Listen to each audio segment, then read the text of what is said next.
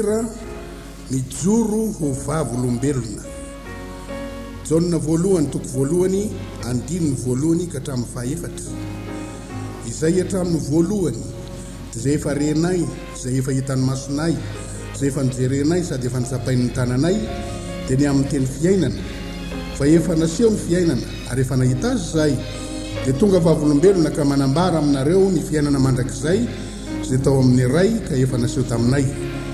Izay efa hitanay sy renay no ambaranay aminareo mba azonareo firaisana aminay koa, ary ny firaisanay dia amin'ny ray sy amin'ny Jesosy Kristy zanany. Ary zao zavatra izao soratanay mba ho tanteraka ny fifaliantsika.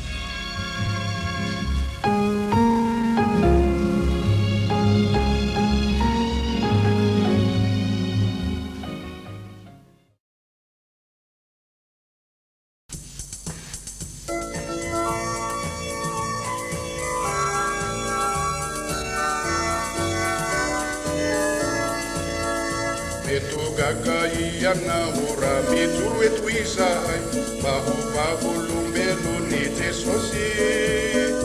Izy no nanavakanay tao anatiny azinoda, izy no nanova ny toetrana. Ankehitriny izay manotrano ny mpandresy aminy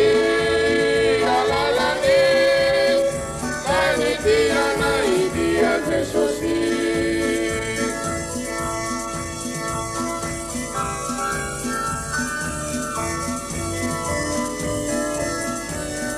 Tsy nahita fitsaharana mihitsy izay talo, nampahoriny tahotry ny elo.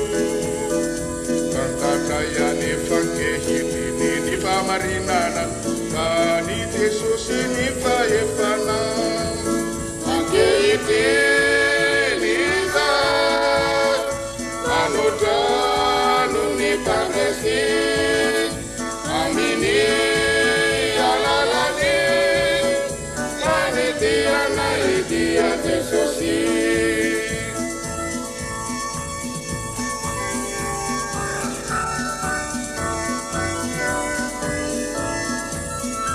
Nampisotrony Jesosy anay ny tena ranovelona, zay no lasainy teny fikasana. Ny heriny mahagaga no aefana izay tsara, tsy azonay fandreseny sanandro. Ankehitriny izay manotrano ny mpandresy aminy alalany manidianay dia Jesosy.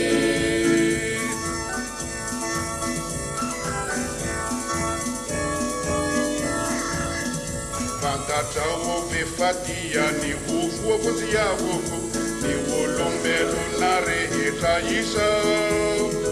Tsy misy tiany overy fambahanana fiainana, zay rehetra mino sy mandray atsy. Ankehitriny izay manotrano ny mpandresy aminy alalany manidianay dia Jesosy.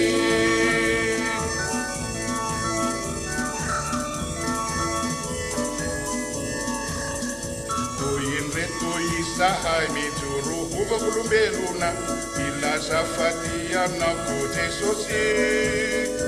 Aiso izy ho tompo sy mpamonjiana manokana, dia ho afaka toana iana. Ankehitriny izay manotrano ny mpandresy